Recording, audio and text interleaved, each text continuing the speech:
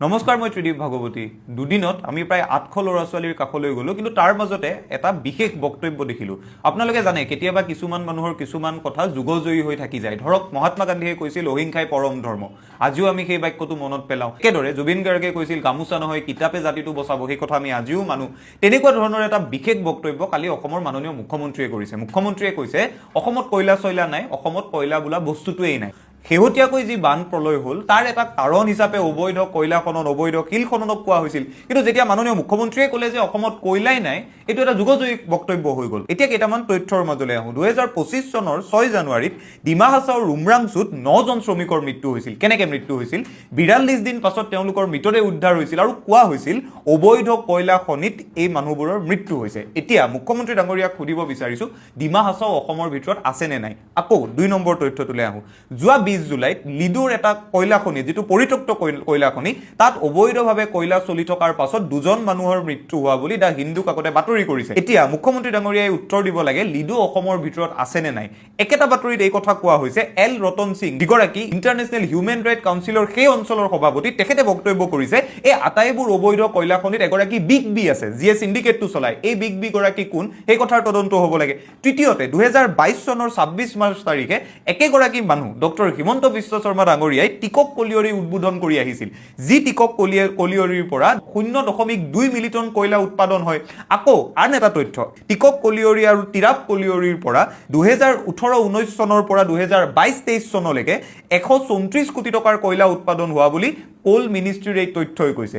এতিয়া মাননীয় মুখ্যমন্ত্ৰী ডাঙৰীয়ালৈ আমাৰ স্পষ্ট প্ৰশ্ন, ডিমা হাছাও অসমত আছেনে নাই? লিডো অসমত আছেনে নাই? মাৰ্ঘেৰিটা অসমত আছেনে নাই? টিকক কলিয়ৰী, তিৰাপ কলিয়ৰী অসমত আছেনে নাই?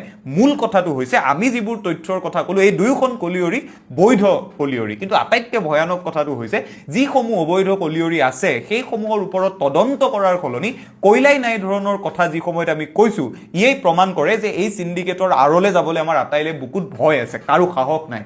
এতিয়া আন এটা বিষয়লৈ আপোনালোকক লৈ আনো। কালি তেখেতে একেলগে কৈছে নাগালেণ্ডত অবৈধ কয়লা খনন চলিছে। তেখেতক আমি স্পষ্টকৈ সুধিব বিচাৰোঁ, নাগালেণ্ডৰ অবৈধ কয়লাৰ গাড়ীবোৰতো অসমৰ মাজেৰে যায়। অসমৰ মাজেৰে যাওঁতে আমি যদি অসমৰ মাজেৰে সেই অবৈধ কয়লা যাবলৈ দিছোঁ, অবৈধভাৱে চলা কাম এটাত যদি আমি সহযোগ কৰিবলৈ আগবাঢ়ি গৈছোঁ, সমান অপৰাধী জানো আমি নহয়? মাননীয় মুখ্যমন্ত্ৰী ডাঙৰীয়াক আকৌ এবাৰ মনত পেলাই দিওঁ, আমি যে কয়লা খননৰ, অবৈধ কয়লা খননৰ তদন্ত বিচাৰিছোঁ, সেয়া কেন্দ্ৰীয় চৰকাৰৰ পৰা বিচাৰিছোঁ। নাগালেণ্ড চৰকাৰৰ সৈতে আপোনাৰ কথা পতাৰ কোনো দৰকাৰ নাই। নাগালেণ্ড চৰকাৰৰ সৈতে কেন্দ্ৰীয় চৰকাৰে কথা পাতক। কেন্দ্ৰীয় চৰকাৰে কথা পাতি এই বিষয়টো সমাধা কৰক। সেইবাবে নৰেন্দ্ৰ মোদী ডাঙৰীয়াক আমি বিচাৰি আছোঁ, অমিত শ্বাহ ডাঙৰীয়াক আমি বিচাৰি আছোঁ। পুনৰ শেষত এই কথাই ক'ব খোজোঁ, বানাক্ৰান্তসকলৰ চকুত চকু থৈ অবৈধভাৱে বেহা বেপাৰ চলোৱা বুলি অভিযোগ থকা এই মানুহবোৰে যদিহে তেওঁলোকে স্পষ্টকৈ তদন্ত কৰি দোষীক সাব্যস্ত নকৰে, এনে প্ৰলয় যে আকৌ নহ'ব, সেই কথা আমি নিশ্চিত দিব নোৱাৰিম। গতিকে আশা কৰিম মাননীয় মুখ্যমন্ত্ৰী ডাঙৰীয়াই অসমৰ পূৰ্বৰ মুখ্যমন্ত্ৰী গোপীনাথ বৰদলৈৰ দৰে কেন্দ্ৰীয় চৰকাৰৰ চকুত চকু থৈ ক'বলৈ সাহস কৰিব যে নাগালেণ্ডত চলি থকা অবৈধ খনন বন্ধ হ'ব লাগে, অসমৰ অবৈধ খনন বন্ধ হ'ব লাগে। আৰু এই মানুহজনে কেন্দ্ৰৰ পৰা এটা ডাঙৰ পেকেজ আনি অসমবাসীক আৰু এটা যুগজয়ী এই ধৰণৰ বক্তব্যৰে, আশাবাদৰ বক্তব্য আমাক শুনোৱা দিনটোলে বাট চাই আশা কৰিম অবৈধ কয়লা খনন অসমত। মাননীয় মুখ্যমন্ত্ৰী মহোদয়ে কৈছে জেন জি, জেন আলফা এইবিলাক বাহিৰৰ কনচেপ্ট, তেওঁৰ বাবে বিদ্যালয় মহাবিদ্যালয়ত পঢ়ি থকা ছাত্ৰ ছাত্ৰীসকলে তেওঁৰ পুত্ৰ কন্যাৰ দৰে। এতিয়া মুখ্যমন্ত্ৰী মহোদয়ক প্ৰশ্ন সুধিব খুজিছোঁ যে চেঞ্চাছৰ নামত যে চৰকাৰী বিদ্যালয়ৰ শিক্ষকসকলক মানুহৰ ঘৰে ঘৰে পঠোৱাৰ ব্যৱস্থা কৰা হৈছে বা তেওঁলোকক প্ৰশিক্ষণ দি থকা হৈছে, 17 তাৰিখৰ পৰা তেওঁলোক মানুহৰ ঘৰে ঘৰে ঘূৰিব, সেইসকল শিক্ষক নোহোৱাৰ পিছত তেওঁৰ পুত্ৰ কন্যাক কোনে পঢ়াব? মানে চৰকাৰী বিদ্যালয়ত পঢ়ি থকা ছাত্ৰ ছাত্ৰীসকলৰ কি হ'ব? এই যে গৰমৰ বন্ধ খোলাৰ পিছত প্ৰাইভেট স্কুলবিলাকত নতুনকৈ পূৰা দমে ক্লাছ আৰম্ভ হৈ গৈছে, আৰু একেখিনি সময়তে চৰকাৰী বিদ্যালয়ৰ ছাত্ৰ ছাত্ৰীসকলক পঢ়োৱাৰ সলনি শিক্ষকসকলক ব্যস্ত ৰখা হৈছে চেঞ্চাছৰ কামত, লোকপিয়লৰ কামত। এনেদৰে আমাৰ আগবাঢ়ি যাব নেকি শিক্ষা? আমি সকলোৱে জানো যে এই শিক্ষা ব্যৱস্থাটোক দিনে দিনে, চৰকাৰী শিক্ষা ব্যৱস্থাটোক ধ্বংস কৰি প্ৰাইভেট স্কুলক শক্তিশালী কৰাৰ কাৰণে এটা ষড়যন্ত্ৰ দীৰ্ঘদিন ধৰি চলি আছে। অকল যে এইখন চৰকাৰৰ দিনত চলি আছে তেনেকুৱা নহয়, ইয়াৰ আগতেও আমাৰ পৰীক্ষাৰ বহি গৰুৱে খাইছিলে। তেনেকুৱা ধৰণৰ পৰম্পৰা এটা চলিয়ে থাকিলে। কিয় চলি থাকিলে? আজিৰ তাৰিখত অতি দুখীয়া ঘৰৰ মানুহখিনিৰ বাহিৰে বাকী সকলোৱে প্ৰাইভেট স্কুলত নিজৰ ল'ৰা ছোৱালীক এডমিশ্যন দিব খোজে। আনকি দুখীয়া মানুহেও নিজে এসাঁজ নাখাই হ'লেও নিজৰ সন্তানৰ ভৱিষ্যতৰ স্বাৰ্থত চৰকাৰী বিদ্যালয়ত নিদি প্ৰাইভেট স্কুলত নিজৰ ল'ৰা ছোৱালীক এডমিশ্যন দিব খোজে। কিহৰ কাৰণে দিব লগা হ'ল? কি পৰিস্থিতিৰ কাৰণে দিব লগা হ'ল? এই যে চৰকাৰী বিদ্যালয়ৰ ফলাফল বেয়া হয়, পৰীক্ষাৰ ৰিজাল্ট বেয়া হয়, কিহৰ বাবে হয়? তেওঁলোকৰ তাতে ক্লাছেই নহয়। এই পেলুৰ দৰৱ দিবৰ কাৰণে যাব, এই লোকপিয়লৰ কামত যাব, এই ইলেকশ্যনৰ ডিউটিত যাব, এই বেলেগ কিবা কামত যাব। কিবা কাম আহিলেই শিক্ষকসকলক দায়িত্ব দিয়া হয় যে তোমালোকে পঢ়াব নালাগে, এইটো কামত যোৱা। এয়া এটা ষড়যন্ত্ৰ। এই ষড়যন্ত্ৰৰ কথা অসমৰ ৰাইজে বুজি পোৱাটো উচিত। কিহৰ বাবে শিক্ষা ব্যৱস্থাটোক দুটা ভাগত বিভক্ত কৰা হৈছে, ধনীৰ বাবে বেলেগ, দুখীয়াৰ বাবে বেলেগ। একে সময়তে আমি গম পাইছোঁ যে ছেমিষ্টাৰৰ এডমিশ্যনৰ সময়ত নে পৰীক্ষাৰ এডমিশ্যনৰ সময়ত হঠাৎ 7,500 পৰ্যন্ত ফিজবিলাক বঢ়াই দিয়া হৈছে। ইমান পইচা সেই ছাত্ৰ ছাত্ৰীসকলে কেনেকৈ দিব? অথচ কোৱা হৈছে যে তেওঁলোক আমাৰ মাননীয় মুখ্যমন্ত্ৰী মহোদয়ৰ নিজৰ কন্যা সন্তানৰ দৰে, পুত্ৰ সন্তানৰ দৰে। এনেকৈ তেওঁলোকৰ পঢ়া শুনা বৰবাদ কৰি তেওঁলোক কেনেকৈ আপোনাৰ পুত্ৰ কন্যা হ'ব পাৰে? এবাৰ ভাবি চাব মুখ্যমন্ত্ৰী মহোদয়, আপুনি যদি সঁচাকৈ অসমৰ ইতিহাসৰ শ্ৰেষ্ঠ মুখ্যমন্ত্ৰী হয়, সঁচাকৈ যদি আপুনি এজন বুদ্ধিমান শক্তিশালী মানুহ হয়, তেতিয়াহ'লে আপোনাৰ শাসনকালত আচলতে চৰকাৰী ব্যৱস্থা, শিক্ষা ব্যৱস্থা 1 নম্বৰত আহিব লাগিছিলে। কিন্তু সেইটো নহয়, ধ্বংসৰ পথত গৈ আছে। তাৰ কাৰণ এইটো এটা শেহতীয়াভাৱে যে যেতিয়া গৰমৰ বন্ধ খুলিছে সকলো স্কুলত, বিশেষকে অজন্তা নেওগৰ ভাষণ আমি স্কুলত থকাৰ পৰা শুনিয়ে আছো। একেটাই ভাষণ, মানে একেটাই কথা। সেই একেটা কথা কৈ থাকিব লাগে। ইমানবোৰ ল'ৰা ছোৱালীক ইমান হাৰাশাস্তি কৰিব লাগে নে? কিবা যুক্তি আছে নে? ভাষণ দিবা 1 ঘণ্টা নেলাগে। ভাষণ দি ল'ৰা ছোৱালীক মূৰ ঘূৰাই পৰিবলৈ এৰি থৈ দিব নালাগে নহয়, যদি নিজৰ ল'ৰা ছোৱালী হয়। এইটো কেনেকুৱা নিজৰ ল'ৰা ছোৱালী কথা ভাই? এই বোলে নিজৰ ল'ৰা ছোৱালী আছে দে পেৰেডত মূৰ ঘূৰাই পৰক আজিৰ দিনটোত। তোমালোকে নোযোৱা কেলে ৰ'দত গৈ ভাষণ দিবলৈ? তোমালোকক লাগিব পিছফালৰ পৰা ফটফৰাই চলি থকা ফেন, ইফালৰ পৰা এখন সিফালৰ পৰা এখন, খাবলৈ ইটোৰ পিছত সিটো, চাহ, মিঠাই, চিঙাৰা এইবোৰ আছে। আৰু ল'ৰা ছোৱালী সোপা ৰাতিপুৱা 6:30 বজাত তেওঁলোকক ৰিপৰ্টিং দিয়ে, জানে নে? এইটো স্বাধীনতা সংগ্ৰাম চলি থকা নাই নহয়। স্বাধীনতা সংগ্ৰামখন সফল হ'ল বাবেতো আমি স্বাধীনতা দিৱস পালন কৰিছো। গতিকে স্বাধীনতা দিৱসটো সকলোকে ফূৰ্তিৰে উদযাপন কৰিবলৈ দিব, আপোনাৰ দৰে আৰামত থাকিবলৈ দিব। আজি আকৌ স্বাধীনতা দিৱসৰ ভাষণত মুখ্যমন্ত্ৰী হিমন্ত বিশ্ব শৰ্মাই ক'লে বোলে আমাৰ জেন আলফা এইবিলাক আমি চিনি নাপাওঁ। আমাৰ সেইবোৰ চব ল'ৰা ছোৱালী। ইমান মৰম লগা কথা, কিন্তু এইটো মিছা কথা। কাৰণ আপোনালোকৰ যদি ল'ৰা ছোৱালী হয়, যদি প্ৰত্যেকজন জনপ্ৰতিনিধিয়ে বৰ্তমান চৰকাৰখনৰ চবেই যদি ভাবে যে ল'ৰা ছোৱালীখিনি যে পেৰেড কৰিবলৈ আহে, এই ল'ৰা ছোৱালীবিলাক যে স্কুলে যে পঢ়ি আছে, চৰকাৰী স্কুলে সেইবোৰ যদি তেওঁলোকৰ ল'ৰা ছোৱালী বুলি ভাবিলেহেঁতেন, এই ৰ'দত গোলাঘাটত কি হৈছে গম পাই নে? গোলাঘাট, গোৱালপাৰা, বিভিন্ন স্থানত এই মৰ গৰমত গছসোপা কাটিলে, গছ কাটি গোটেই গৰমৰ তাপত মানুহ থাকিব নোৱাৰে। তেওঁলোকে বহি থাকিব একদম ফটফৰাই, ফেন চলিব পিছফালে VVIP বক্সত, তাৰপিছত ভাষণ দিব 1 ঘণ্টাৰ। আৰে তোমালোকে ভাষণ দিব নালাগে ন, আজিকালি ভাষণ দিয়াৰ যুগ নাই।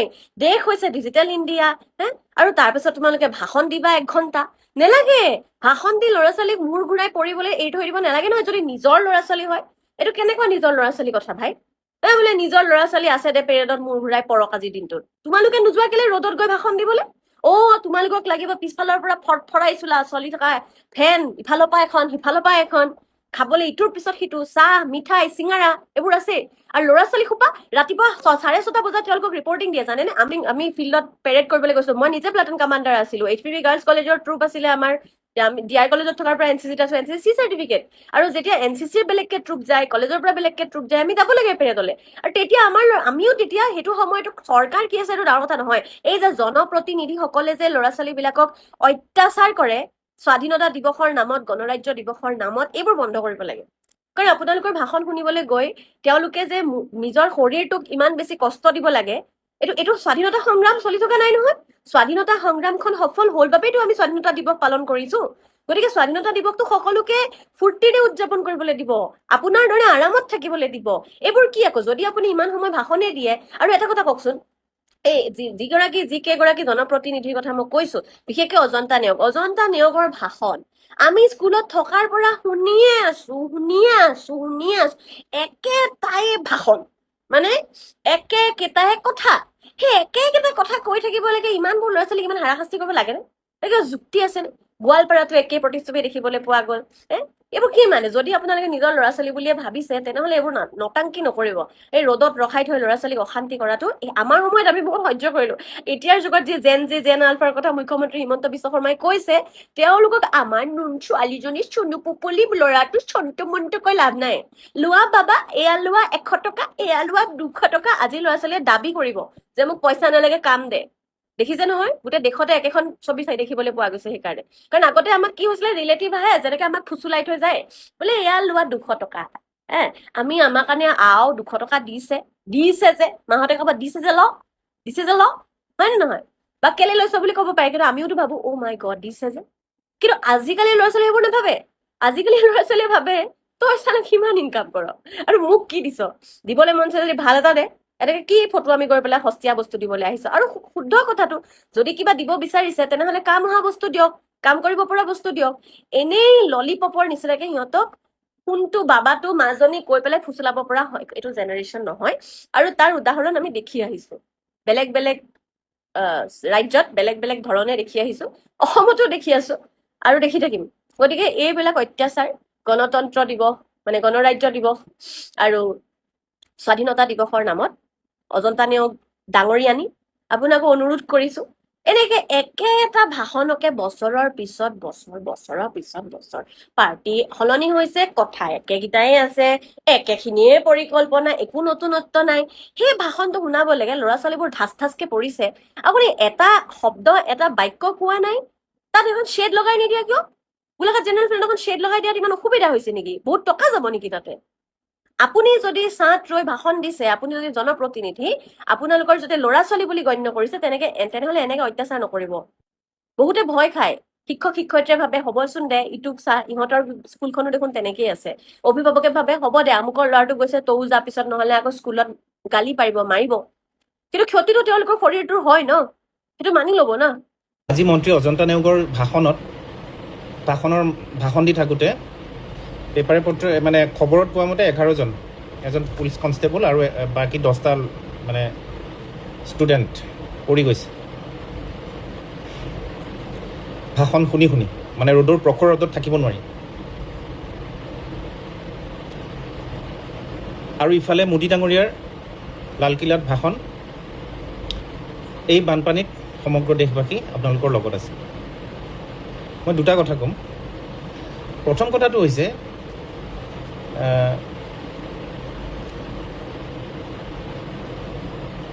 আজি যদি এই বানপানী আজি শিৱসাগৰ চৰাইদেউৰ বানপানী যদি ইলেকশ্যনলৈ 15 দিন থাকোঁতে হ'লহেঁতেন 15 দিন থকা অৱস্থাত হ'লহেঁতেন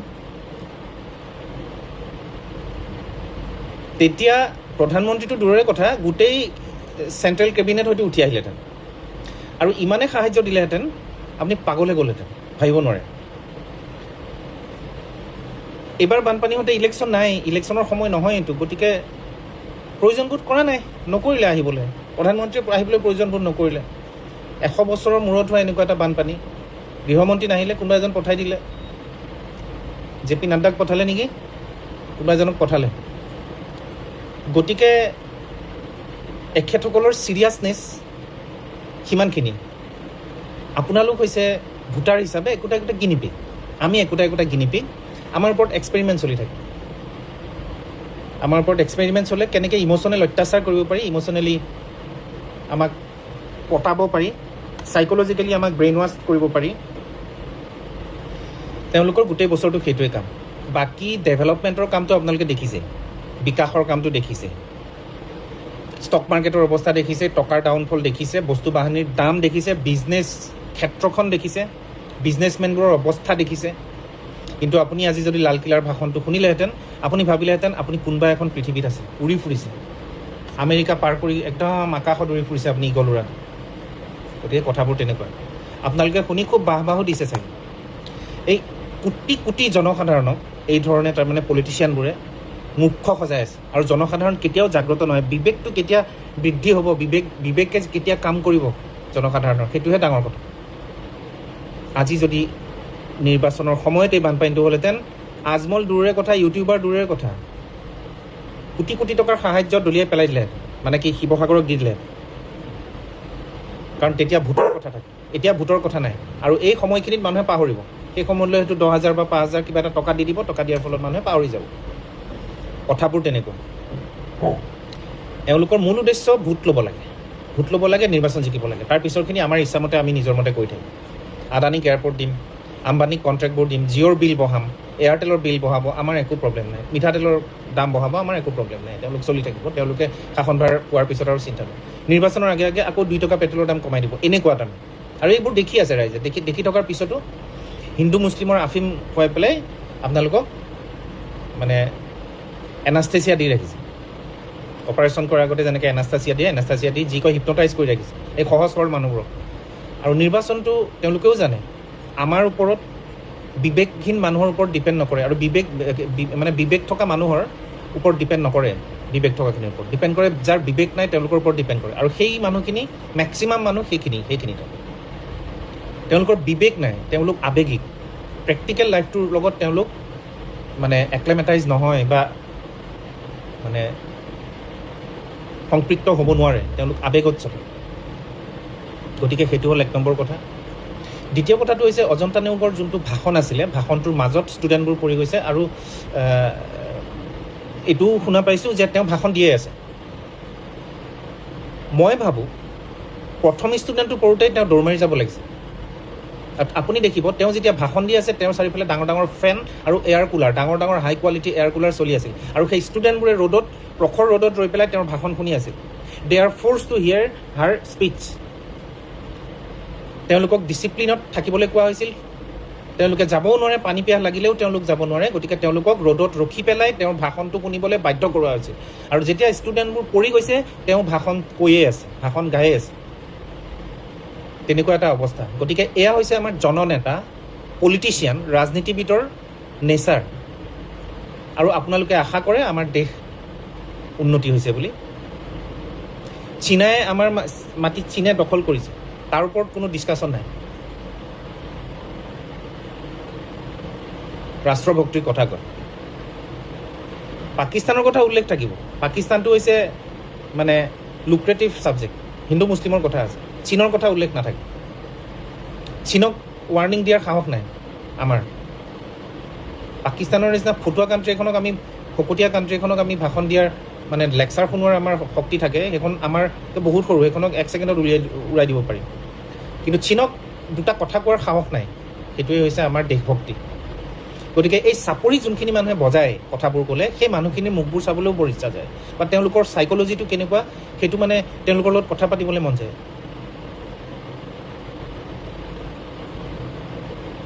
স্বাধীনতা দিৱসৰ দিনা, দেশ স্বাধীন হোৱাৰ দিনা, এতিয়ালৈকে খবৰ পোৱা মতে 11টা ষ্টুডেণ্ট ঢলি পৰিছে ৰ'দত, অজন্তা নেওগে ভাষণ দি আছে। সেইটোৱে হ'ল তেখেতৰ বিবেক আৰু ৰাইজৰ বিবেক। তেওঁৰ চাৰিওফালে হয়তো এয়াৰ কুলাৰ, ডাঙৰ ডাঙৰ পাংখা, ডাঙৰ ডাঙৰ বৰ অফিচাৰ বহি তেওঁক হাৱা দি আছিলে, যি সময়ত ষ্টুডেণ্টকেইটা মাটিত বাগৰি পৰিছিল। তেওঁ এতিয়ালৈকে হয়তো স্পষ্টীকৰণ এটাও চাগে দিয়া নাই বা তেওঁ খবৰ কৰিবলৈ গৈছে নাই ষ্টুডেণ্টকেইটাৰ, সেইটোও সন্দেহ। আমি দেখা নাই। আজি 80 সংখ্যক স্বাধীনতা দিৱসৰ দিনা এইবোৰ মানে শুনিবলৈ পাই বৰ দুখ পাইছোঁ। আৰু অন্ততঃ বিবেক, ৰাইজে অন্ততঃ বিবেক, নিজৰ বিবেক প্ৰয়োগ কৰক। কিবা এটা কথা ক'লে বস্তুটো কি, কিয় কৈছে তাক এটলিষ্ট অনুসন্ধান কৰক। কথাটো সঁচা নে মিছা, কিয় কৈছে, কথাটো কোৱাৰ বাবদ কি ৰিয়েকশ্যন হ'ব পাৰে, পাব্লিক ৰিয়েকশ্যন কি হ'ব পাৰে, আমাৰ সমাজত কেনেকুৱা প্ৰভাৱ পৰিব পাৰে। তাকে নকৰি ঢৌত আপোনালোকে ভোট দি ৰাজনীতিবিদবোৰক জিকায় আৰু জিকাৰ পিছত তেওঁলোকৰ কথাবোৰ আপোনালোকে দেখিছেনে? ক্ষেত্ৰত অসম চৰকাৰৰ যিটো ভূমিকা এইটো অতিকৈ শোচনীয়, অতিকৈ লজ্জাজনক। আচলতে আজি আমি শিৱসাগৰ, নাজিৰা বা আমাৰ যিসমূহ অঞ্চল, যিটো নাগিনী মৰাত আচলতে কয়লা খননৰ ফলত যিটো পৰিৱেশ তাত সৃষ্টি হ'ল, দিখৌ নদীত বালি খনন, শিল খনন, অসম নাগালেণ্ড সীমান্তত যিটো পৰিস্থিতিৰ সৃষ্টি হ'ল, এই পৰিস্থিতিটো কিন্তু পূৰ্বানুমান বহু আগতেই কৰা গৈছিল। কিন্তু চৰকাৰে কোনো আচলতে একোৱেই নকৰিলে। এই চিণ্ডিকেটসমূহ বন্ধ কৰিবলৈ চৰকাৰৰ কোনো পদক্ষেপ নাছিল। চৰকাৰৰ লগত জড়িত শিৱসাগৰ, যোৰহাটৰ লগতে আমাৰ দেৰগাঁৱতো বান পৰিস্থিতি অতি ভয়ানক হৈছিলে। আজি দেৰগাঁও, বানাগাঁৱত বিভিন্ন অঞ্চললৈ আপুনি গৈছে, বানাগাঁৱৰ ৰাইজৰ এষাৰ মাত দিলে। ক'ত কৰিছে সামগ্ৰিক কাৰ্যসূচীৰ ওপৰত সম্পৰ্কে কওকচোন অকণ। হয়, আজি আমি পশ্চিম ব্ৰহ্মপুত্ৰ পঞ্চায়তৰ 1 নং 2 নং খকন্দগুৰি, বালিদোৱা, কুহিমাৰী এইসমূহ অঞ্চলৰ বানপীড়িত ৰাইজক খবৰ কৰিলোঁ, তেখেতসকলৰ ক্ষয় ক্ষতিৰ বুজ ল'লোঁ। ৰাইজ বহু ঠাইত ইয়াতো একেধৰণৰ পৰিস্থিতিয়ে হৈ আছে। সকলোকে আজি আমি মাতষাৰ লগোৱাটো সম্ভৱপৰ হোৱা নাই। আমি অনাগত দিনতো ৰাইজৰ কাষলৈ যাম। আমাৰ দলীয় সতীৰ্থসকলে ইতিমধ্যে ইয়াত কাম কাজ কৰি আছে। মই ব্যক্তিগতভাৱে আজি নিজে আহি তেখেতসকলৰ লগত কথা বতৰা পাতিলোঁ আৰু তেখেতসকলৰ সমস্যাসমূহৰ বুজ ল'লোঁ। এই কথাটো আচলতে আমি ক'ব বিচাৰোঁ যে বৰ্তমান যি বান পৰিস্থিতি হ'ল, এইবাৰ কল্পনা নকৰাকৈ আচলতে অস্বাভাৱিক বানৰ সন্মুখীন হ'ল শিৱসাগৰ, চৰাইদেউ, যোৰহাট জিলাৰ বহু ৰাইজ। কিন্তু সেই ক্ষতি আচলতে গোলাঘাটত বহু পৰিমাণে একেধৰণৰ ক্ষতিও হৈছে। আজি এনেকৈ পানী এৰি দিয়াৰ ফলতেই হওক, আমাৰ গেলাবিলৰ আজি ৰাইজসকলক আমি আচলতে খবৰ কৰিছোঁ। এই ক্ষয় ক্ষতিৰ যিখিনি হৈছে, এইখিনিও যথেষ্ট ক্ষয় ক্ষতি হৈছে ৰাইজৰ। গতিকে এই যিটো 15,000 টকা ক্ষতিপূৰণ দিয়া হৈছে, সেই ক্ষতিপূৰণটো কিন্তু গোলাঘাটবাসীক এতিয়ালৈকে কনচিডাৰ কৰা হোৱা নাই। আজি গোলাঘাটৰ বিভিন্ন সমষ্টি যেনেকে দেৰগাঁও হওক, আমাৰ খুমটাই হওক, সকলোতে বোকাখাটৰ ৰাইজ বানত আক্ৰান্ত হৈ আছে। মই ভাবো যে এই ক্ষয় ক্ষতিৰ যিদৰে আচলতে শিৱসাগৰ, নাজিৰা, চৰাইদেউৰ কাৰণে আমাক বেছিকৈ লাগে, কাৰণ যিটো হাৰত ক্ষতি হৈছে সেই ক্ষয় ক্ষতি কেতিয়াও 15,000 টকাই পূৰণ কৰিব নোৱাৰে, সেই এমাউণ্ট বেছিকৈ লাগে। কিন্তু গোলাঘাটৰ ৰাইজৰ যি ক্ষতি হৈছে সেই 15,000 টকাৰ এককালীন সাহায্যটো কিন্তু গোলাঘাটৰ ৰাইজকো প্ৰয়োজন আছে। গতিকে আমি এই কথাটো আজি দাবী কৰিব বিচাৰো যে গোলাঘাটবাসীৰ ৰাইজকো ইয়াত যি ক্ষয় ক্ষতি হৈছে এই ক্ষতিপূৰণৰ বাবেও 15,000 টকাৰ এককালীন সাহায্য দিয়ক। সমান্তৰালভাৱে শিৱসাগৰ, চৰাইদেউ, আমাৰ যোৰহাট জিলাত যি ক্ষতি হৈছে এইখিনি ক্ষতিৰ কিন্তু 15,000 টকাই একো আচলতে যিসকল সৰ্বশ্ৰান্ত হৈছে, একেবাৰে নিশেষ হৈ গৈছে যিসমূহ পৰিয়াল, তাত 15,000 টকাটো একোৱেই নহয়। সমান্তৰালভাৱে ৰাইজৰ পৰা আমি আৰু এটা বস্তু গম পাইছো, পশুধনৰ প্ৰয়োজন খুব হৈছে ৰাইজক। আজি পশুধন এইটো পইণ্টত লাহেকে বেছি প্ৰয়োজন হ'বহে, কাৰণ পানী লাহে লাহে শুকাইছে, কিন্তু মানে এতিয়া ঘাঁহটো মৰি গৈছে, গেলি পচি গৈছে। আমি আজি নিজে দেখি আহিছো, আৰু 20-25 দিনলৈ ঘাঁহ গজি উঠিব নোৱাৰে, জীয়াই থাকিব নোৱাৰে। গতিকে এই পৰ্যায়টোত পশুধন আমাক প্ৰয়োজন হ'ব, ৰাইজক পশু খাদ্যক আমাক প্ৰয়োজন হ'ব। গতিকে পশু খাদ্যৰ ক্ষেত্ৰত আচলতে চৰকাৰে, প্ৰশাসনে নিজে কাৰ্যসূচী লয়, কাৰণ ইতিমধ্যে বন্ধ কৰিছে বুলি ৰাইজে অভিযোগ কৰিছে যে এতিয়া পোৱা নাই পশু খাদ্য বিচাৰিলে। গতিকে আমি প্ৰশাসনলৈ এইটো দাবী জনাইছো যে পশু খাদ্যৰ যোগান ধৰক, আৰু পশু চিকিৎসকক আনি ভেটেনাৰী ডিপাৰ্টমেণ্টসমূহৰ লগত কথা পাতি যাতে সকলো ঠাইতে আচলতে কেম্প বহুৱা যায়। এইখিনিৰ লগতে আমাৰ আচলতে অনাগত দিনত ৰাইজে যাতে ক্ষতিপূৰণ পায় এইখিনি আমি আশা কৰিছো, এইখিনি আমি দাবী জনাইছো। বিশেষকৈ বান পৰিস্থিতি নিয়ন্ত্ৰণৰ ক্ষেত্ৰত অসম চৰকাৰৰ যিটো ভূমিকা, এই ভূমিকাটো আপুনি কেনেদৰে পৰ্যবেক্ষণ কৰিব বা কেনেদৰে ভাবিছে? বান পৰিস্থিতিৰ ক্ষেত্ৰত অসম চৰকাৰৰ যিটো ভূমিকা এইটো অতিকৈ শোচনীয়, অতিকৈ লজ্জাজনক আচলতে। আজি আমি শিৱসাগৰ, নাজিৰা বা আমাৰ যিসমূহ অঞ্চল, যিটো নাগিনী মৰাত আচলতে কয়লা খননৰ ফলত যিটো পৰিৱেশ তাত সৃষ্টি হ'ল, দিখৌ নদীত বালি খনন, শিল খনন, অসম নাগালেণ্ড সীমান্তত যিটো পৰিস্থিতিৰ সৃষ্টি হ'ল, এই পৰিস্থিতিটো কিন্তু পূৰ্বানুমান বহু আগতে কৰা গৈছিল, কিন্তু চৰকাৰে কোনো আচলতে একোৱেই নকৰিলে। এই চিণ্ডিকেটসমূহ বন্ধ কৰিবলৈ চৰকাৰৰ কোনো পদক্ষেপ নাছিল। চৰকাৰৰ লগত জড়িত ডাঙৰ ডাঙৰ নেতা, বিধায়ক, মন্ত্ৰী, চৰকাৰৰ লগত জড়িত, চৰকাৰক আৰ্থিকভাৱে সহায় কৰা বহু মানুহ এনেধৰণৰ চক্ৰৰ লগত জড়িত, সেইসকলৰ বিৰুদ্ধে কোনো কাৰ্যপন্থা চৰকাৰে বিগত সময়ত নললে। একে সময়তে আজি যিটো পৰিৱেশ হৈছে, এই পৰিৱেশটো যেতিয়া নাগালেণ্ডত ডাৱৰ বিস্ফোৰণ হৈছিলে, নাগালেণ্ডত যেতিয়া বানপানীৰ সৃষ্টি হৈছিলে, সেই সময়ত কিন্তু অসম চৰকাৰে খবৰ পাইছিলে।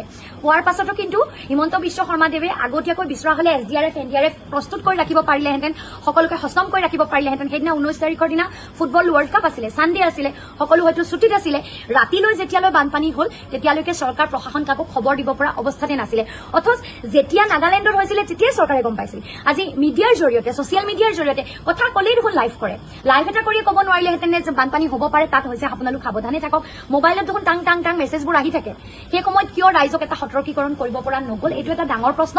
এই যিটো পৰিৱেশ হ'ল, অস্বাভাৱিক বানৰ ফলত ৰাইজে যিদৰে মৃত্যু মুখত পৰিলে, সকলো হেৰাই গ'ল, এই পৰিৱেশৰ বাবে মানুহ প্ৰস্তুত নাছিল, কাৰণ মানুহে কোনো ধৰণৰ ইনফৰমেশ্যন নাপালে।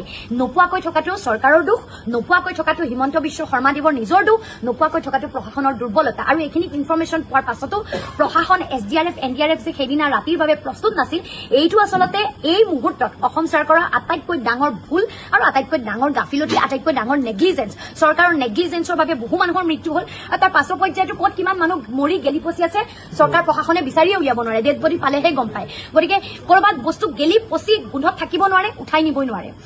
আজি দেৰগাঁও অঞ্চলত, আমাৰ গোলাঘাট অঞ্চলত যিবোৰ বানপানী হয় বহু পৰিমাণে আগৰ পৰা জনা, কিন্তু তাকো যিদৰে টেকল কৰিব লাগে, তাৰ বাবেও যিদৰে SDRF, NDRF সাজু থাকিব লাগে, প্ৰস্তুতি যিদৰে থাকিব লাগে, সেই মিনিমাম প্ৰস্তুতিখিনি নাই। আজি নিপকৈ পানী এৰি দিলে আমাৰ গোলাঘাটত কি পৰিৱেশ হয় আমি সকলোৱে জানো, আগতেও দেখিছো, ইয়াতকে বহুত ভয়াৱহ পৰিৱেশো দেখিছো। কিন্তু প্ৰত্যেকবাৰতে একেধৰণে মানুহৰ দুৰৱস্থা হয়, একেধৰণৰ সমস্যাৰ সন্মুখীন হয়, আৰু চৰকাৰে বিপদৰ পাছত মানুহক গৈ সান্তনা দিবলৈ যায় টোপোলা এটা লৈ। মই ভাবো যে সান্তনা দিয়াৰ টোপোলাটোৱে মৃত্যু হোৱা মানুহক ঘূৰাই আনিব নোৱাৰে। এইখিনি দেখা যায় যে কালি আপুনি যে অৰুণোদয়ক লৈ পেলাই এটা প্ৰতিবাদ কৰিলে, বহুতে কৈছে যে এইবোৰ আঁচনি আপোনালোকে বিৰোধিতা কৰে, আকৌ আপুনি একেগৰাকী মানুহে অৰুণোদয় লাগে বুলি কালি মানুহ পঠাই আনিছে বুলি জানে। আপুনি বিজেপি এটা সামাজিক মাধ্যমত আপোনাক লক্ষ্য কৰি লৈছে, এইটো অলপ দেখিছে, আপুনি এটা শব্দ কৈছে যে মই চাকৰি মই অৰুণোদয় আঁচনিৰ বিৰোধিতা কৰিলো। আমি অৰুণোদয় আঁচনিৰ বিৰোধিতা নকৰো।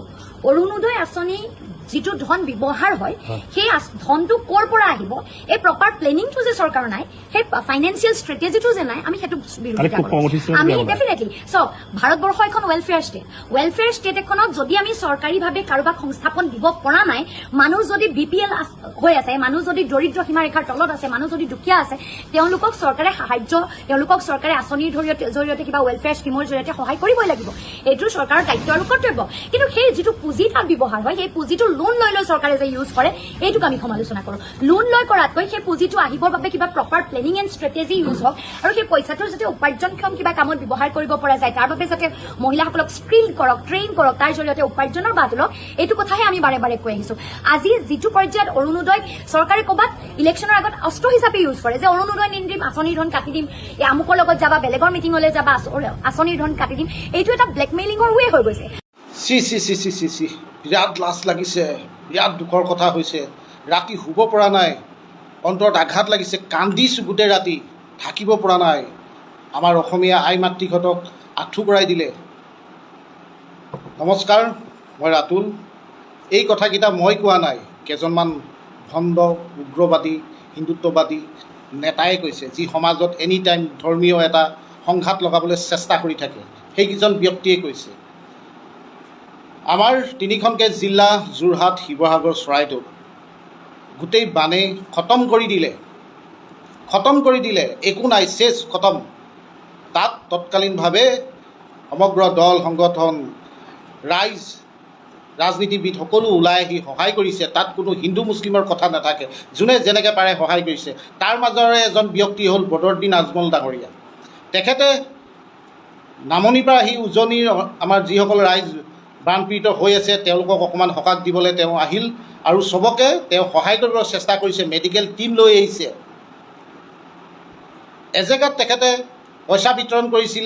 কিছুমান অসমীয়া মানুহৰ নিয়ম নীতি থাকে, আমাৰ অসমীয়া মানুহৰ, তেওঁলোকে কিবা এটা যদি উপহাৰ পায় বয়সস্থজনক সেৱা জনায়, তাক লৈ ইমান বিতৰ্ক, কাৰোবাৰ টোপনি ধৰা নাই, কাৰোবাৰ টেনশ্যন হৈ গৈছে, অসমত নিষিদ্ধ কৰিছে উজনিত, তেখেতক 24 ঘণ্টাৰ ভিতৰত ৱাৰ্ণিং দিছে, ইয়াৰ পৰা গুচি যাব লাগিব, শিৱসাগৰ ত্যাগ কৰিব লাগিব, নহ'লে কথা বেয়া হৈ যাব। কোনোবাই চকুৰ পানী টিকিছে, কোনোবাই আকৌ একদম ভণ্ড চণ্ড কৈ মা, কেনেকুৱা কথা হ'ব পাৰে বাৰু? এজন মানুহে সহায় কৰিছে বানপীড়িতসকলক, তাক ধন্যবাদ জ্ঞাপন কৰিব লাগেনে? নে তহঁতি তেওঁ উঠি পৰি লাগি বদনাম কৰিব চেষ্টা কৰিব লাগে? কিমান আৰু কৰিবি তহঁতি, কিমান? তেখেতে নিজ মুখৰে ক'লে যে মই কাকো সেৱা কৰিব কোৱা নাই, তেওঁলোকে নিজে কৰিছে। তাৰপিছতো তেওঁলোকে শান্ত নহ'ল। তাৰপিছত আমাৰ মিৰাজ হুছেইন বুলি শিৱসাগৰ এজন ইউটিউবাৰ কণ্টেণ্ট ক্ৰিয়েটাৰ হয়, তেখেতে নিজেই আমাৰ দিচাংমুখলৈ গৈ আজামবী তাত গৈ য'ত তেখেতে পইচা বিলাইছিলে তদন্ত কৰিলে। আপোনালোকে ভিডিঅ'টো চাওক, তাৰ ৰাইজে কি কৈছে, বদৰুদ্দিন আজমলে আঁঠু কৰাই পইচা দিছিল নে তেওঁলোকে নিজ ইচ্ছা স্ব ইচ্ছাৰে এই আঁঠুকাৰী সেৱা কৰিছিল? দেখা পালে ভিডিঅ'টোত কি বুজিলে? তেওঁলোকে নিজ মুখেৰে কৈছে, তেওঁলোকৰ গাঁৱৰ ৰাইজে কৈছে বদৰুদ্দিন আজমলে কোনো ধৰণৰ আমাক আঁঠু কৰিবলৈ কোৱা নাই, তেখেতে চকীত বহিছিলে। আমাৰ আই মাতৃসকলে নিজেই তেখেতক বয়সস্থ হিচাপে আমাৰ নিয়ম এটা আছে, তেখেতক আঁঠু কাঢ়িলে, মানে সেৱা এটা জনালে। এইটো নিয়ম হয়, ডাঙৰজনক সেৱা জনোৱা, কিবা এটা দিলে, উপহাৰ দিলে। তাৰপিছতো আমাৰ কেইটামান, আমাৰ এজন আছে টুপিটো পিন্ধি কি আজাৰী নে বাজাৰী গাজাৰী হয়, ই এনি টাইম তাৰ কাম ধান্দা নাই, ননচেন্স, তাৰ কাম ধান্দা নাই, সি এইবিলাকেই কৰি থাকে। তাৰ এখন কিতাপৰ মূল্য বোলে বদৰুদ্দিন আজমলৰ গোটেই বাপ দাদা যিমান আছে সম্পত্তিৰ সমান, সম্পত্তিও তাৰ কিতাপৰ সমান হ'ব নোৱাৰে, ইমানেই কিতাপখন তাৰ মূল্যৱান। তই কোন হবে? তোৰ যদি সৎসাহস আছে তই ঘৰৰ পৰা ভিডিঅ' বনাই কেলৈ দি থাক? আমাৰতো সৎসাহস আছে, আমি যেনেকৈ ভিডিঅ' বনাইছোঁ গোটেই টাউন ঘূৰি ফুৰিম, শিৱসাগৰ, যোৰহাট গোটেইখন ঘূৰি ফুৰিম, আমাৰ দম আছে। তোৰ যদি দম আছে তই ৰাজহুৱা স্থানত আহি এইবিলাক কথা ক না, তোৰ লাজ লগা নাই? তোক পালে ঠেং বান্ধিম। আৰু দ্বিতীয়তে এজন আছে গেৰুৱা পোচাক পিন্ধি থকা, কাম ধান্দা নাই। এই বানপীড়িত লোকসকল ইমান ককবকাই মৰি আছিল, তৎকালীনভাৱে এই ৰাইজসকল যেই দল সংগঠন, এই ৰাজনীতি, এই বদৰুদ্দিন আজমল হওক, অখিল গগৈ, বিভিন্ন ধৰণৰ এই ব্যক্তিসকল নোযোৱাহেঁতেন আজি ৰাইজ এখন হয় হাজাৰ হাজাৰ মৰিলেহেঁতেন। তাত তহঁতৰ শান্তি লগা নাই। তহঁতি দেখিলি যে আমি যিখন যুদ্ধ লগাবলৈ বিচাৰি আছিলোঁ হিন্দু মুছলিমৰ, এটি দেখোন একতা হৈ গ'ল। শৃংখল, চিতু, আকাশ এটি দেখোন প্ৰতিবাদ কৰিছিল, এতিয়া দেখোন এটি একেটা হৈ গ'ল। তহঁতৰ গা জ্বলনি পুৰণি হৈছে। কি হ'ব? আমাৰ উদ্দেশ্যবোৰ পূৰণ নহ'ব। আমি হিন্দু মুছলিমৰ যি সংঘাত লগাব বিচাৰিছোঁ, আমাৰ এই সংঘাতটো সম্পূৰ্ণ নহ'ব। তাক তহঁতি একো সংঘাত লগাবলৈ উঠি পৰি লৈছে। তহঁতৰ শান্তি নাই, তহঁতি এগেইনষ্টে কথা কৈ আছ। আৰু এই মানুহে যেতিয়া বিপদ পৰে, দুশ্মন এজনো যদি ঘৰখনত আহি সহায় কৰিব বিচাৰে, তাক না নকয়, তাক ধন্যবাদ জ্ঞাপন কৰে। আপোনাক ধন্যবাদ জ্ঞাপন কৰিলোঁ, যেনে শৃংখল আৰু চিতু বৰুৱাহঁতে কৰি আছে। কি লাভ পাইছে? কোটি কোটি টকা বদৰুদ্দিন আজমলে দিছে, তাৰ বিনিময়ত বদনাম পাইছে।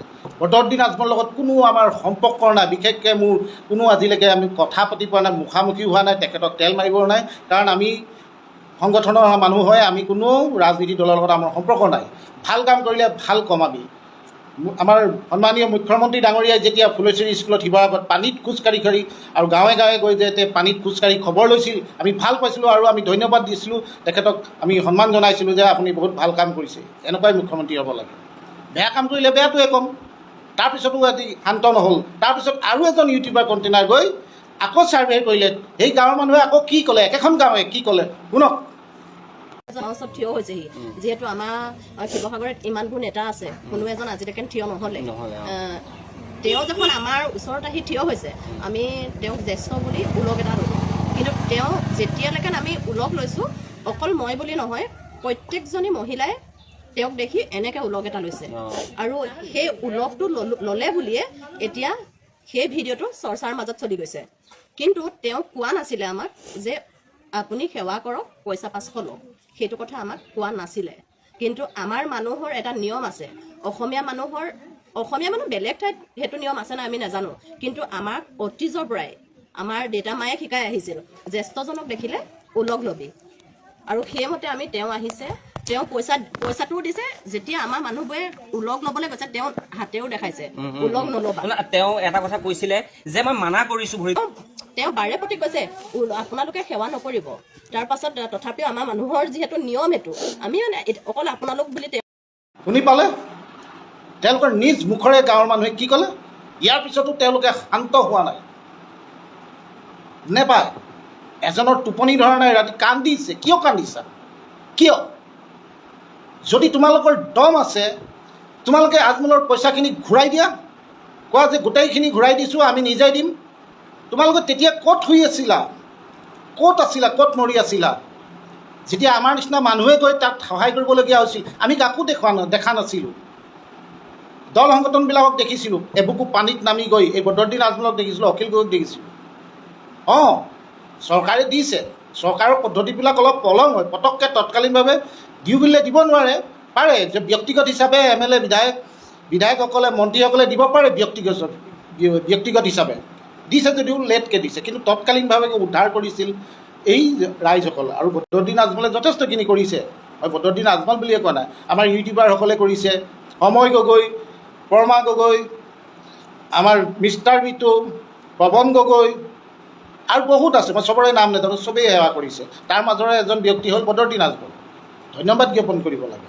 নেপায়, ইমান চৈতানি কাম নকৰিবি। আৰু তোমালোকৰ যিটো মটিভ চলি আছে, যিটো মনত প্লেনিং চলি আছে, সেইটো কেতিয়াও পূৰণ নহয়।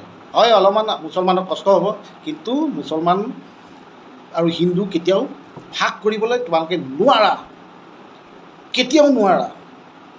তোমালোকৰ নিচিনা কেইটামানে এই ফেচবুকত লুকাই যে পোষ্টবিলাক দি থকা ৰাতুল কলিতা, তো মতা নহয় নি ৰাতুল কলিতা? মাইকী নিচিনা কেলৈ ফেচবুকত মনে মনে দি থাকোঁ, ওলাই আহিবি হিৰেণ হিন্দু। তহঁতি কি লাভ কি পায়? একো লাভ নহয়। তহঁতি ভাবিছোঁ এনেকৈ কৰি কিবা এটা কৰিব পাৰিম, নোৱাৰ। অলপমান অশান্তি হ'ব, নোৱাৰ, ধুই পেলাব চব, তহঁতি শেষ হৈ যাবি। ইয়াৰ পিছত মই এটা ভিডিঅ' দেখাইছোঁ, আমাৰ নিমাইজান ছাইডে গৈছিল বদৰুদ্দিন আজমল, মেখেলা চাদৰ আৰু পইচা বিতৰণ কৰিছিল। সেই গাঁৱৰ ৰাইজে কিমান প্ৰশংসা কৰিছে, কিমান তেখেতক শ্ৰদ্ধা জনাইছে, এবাৰ শুনকচোন। চাহাবে আমাক ঔষধ দিছে, ধন্যবাদ দিছোঁ তেখেতক। আজমল ডাঙৰীয়াক আমাৰ গাঁৱৰ কাৰণে যে ইমান সহায় কৰিছে, ইমানখিনি মেডিচাইন দিছে, গোটেই ৰাইজো তেওঁৰ পৰা উপকৃত হৈছে মেডিচিনৰ। আমি তেখেতক অশেষ ধন্যবাদ দিছোঁ। আজমল ডাঙৰীয়াই আমাৰ ধন্যবাদ জনাইছোঁ, আমাক দৰৱ পাতিখিনি দিয়াৰ কাৰণে ধন্যবাদ জনাইছোঁ। আজমল ডাঙৰীয়াক ধন্যবাদ জনাইছোঁ, তেওঁ আমাক ইমানখিনি সুবিধা কৰি দিয়াৰ বাবে। আমি এতিয়া নিজৰ স্বাস্থ্য ইয়াত দেখাব পাৰিছোঁ, প্ৰেছাৰ চুগাৰৰ পৰা আদি কৰি সকলোখিনি। তেওঁক আমি বহুত ধন্যবাদ জনাইছোঁ, আমি লুখাখন গাঁওবাসী হৈ। ৰাস্তাৰ পৰা আজমল ডাঙৰীয়াই দৰৱ দিছে, আমাক ধন্যবাদ দিছোঁ। আজমল ডাঙৰীয়াক আমাৰ ফালৰ পৰা অশেষ ধন্যবাদ জ্ঞাপন কৰিছোঁ, তেখেতে ইমানখিনি আমাৰ ৰাইজক সহায় কৰাৰ বাবে, আমাৰ বানাকান্তৰ ৰাইজক সহায় কৰাৰ বাবে। শুনিলে কিমান প্ৰশংসা কৰিছে, তাতকৈ আৰু ইয়াতকৈ ডাঙৰ কথা হ'ব পাৰে নেকি? এজন মানুহক ইমান আশীৰ্বাদ দিছে, ইমান সন্মান জনাইছে। আৰু এজন ব্যক্তি আছিল, মই পাহৰি গ'লোঁ, তেখেতেও যথেষ্ট টকা পইচা দিছে, মই ফটোখন দেখাই দিছোঁ। এই মানুহে বিপদৰ সময়ত চবেই আমি সহায় কৰিব লাগে, ইয়াত জাতি ধৰ্মৰ কথা নাহে। আৰু তেনেধৰণে কৰিছে। অসমৰ বাহিৰৰ পৰা আহিছে, ভাৰতৰ বাহিৰৰ পৰা সাহায্য দিছে, কিয় দিছে? মানুহখিনিক উদ্ধাৰ কৰিবলৈ। বেয়া লাগিছে, অন্তৰত দুখ লাগিছে। খতম হৈ গ'ল, চব শেষ হৈ গ'ল। গৰু ছাগলীৰ পৰা হাঁহ কুকুৰা যিমান আছে, মানুহ বহুতখিনি মৃত্যু হ'ল। মানুহ ঘৰেই নাই থাকিবলৈ, পিন্ধিবলৈ কাপোৰ নাই। এই মানুহখিনি ৰাইজখিনি যদি সহায় নকৰাহেঁতেন আজি শিৱসাগৰ, চৰাইদেউ আৰু যোৰহাট খতম হৈ গ'লহেঁতেন। গতিকে বিশেষ নকওঁ, এইবিলাক ধান্দাবাজি এৰি দে, অসমখন শান্তিত থাকিবলৈ দে, আৰু যিমান পাৰ ৰাইজক সেৱা কৰ। এই কুত্তাৰ নিচিনা ভিতৰত সোমাই সোমাই মেকুৰীৰ নিচিনা মেও মেও কৰি নাথাকিবি। হঠাৎ আছে ৰাইজৰ মাজত আঁকোৱালি ল'ম। হিন্দু মুছলিম বাদ দে, এই একো নেপাওঁ, লাভ নাই, একো নেপাওঁ। ভাবিছ এইবোৰ কৰি কৰি আমাক ডাঙৰ নেতাই আঁকোৱালি ল'ব, এই বালৰ নলয়, একোডাল নলয়, একো নলয়। আৰু শান্তিৰে ভাতখন খাব পাৰিছ? ইমান গালিতো, আমিতো মৰি যাম। এই ফেচবুকত যে ইমান গালি পাৰে, লাজ নাপাওঁ। আমিতো ভাত গড়াও মুখলৈ নাযাব। ধেত, এনেকুৱা এটা বেয়া কমেণ্ট আহিলে আমাৰ অশান্তি লাগিছে, অশান্তি লাগি যায়। আমি কাক কৈছোঁ এনেকুৱা কথা কওঁ? আমি সেইকাৰণে এইবিলাক ভিডিঅ' নবনাওঁ, কিন্তু আজি বাধ্য এইবিলাক বিতৰ্কৰ ভিডিঅ' এটা বনাবলৈ কাৰণে। শুধৰি যা, এতিয়াও সময় আছে। পাৰ যদি বানপীড়িতৰ ওচৰলৈ যা, সেৱা কৰ। মানুহে একো নকয়, আঁকোৱালি ল'ব। ধন্যবাদ। জয় অসম। কিবা কওঁতে ভুল হৈছে যি ক্ষমা কৰি